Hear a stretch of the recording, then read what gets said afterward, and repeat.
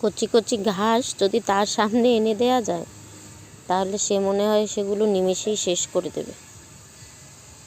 এই যে কচি কচি দূর্বা খেয়ে ফেলছে। নাও খাও খাও খাও, ঘাস খাও, ঘাস খাও। এই যে লিও ঘাস খাচ্ছে, দেখো অনেকগুলো খেয়েছে, আর খাবে না। কয়েকটাই খেয়েছে, কয়েকটা খেয়েছে।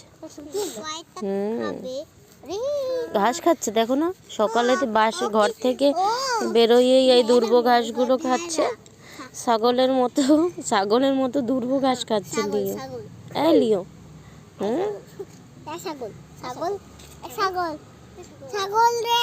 বড় একটা দড়ি দিয়ে বেঁধে দিয়েছি, এখন সে সারা উঠান ঘুরে ঘুরে বেড়াচ্ছে আর ঘাস খাচ্ছে।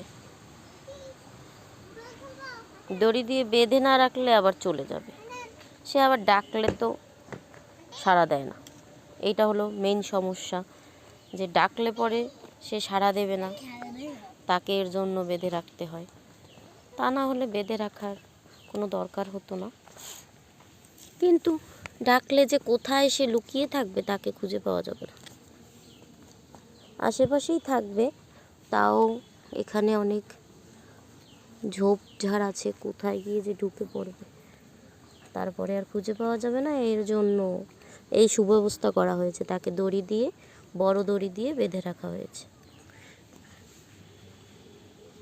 এখন এখানে বসেই খেলা করো, তুমি খেলা করো, ঘাস খাও, সব কিছু করো।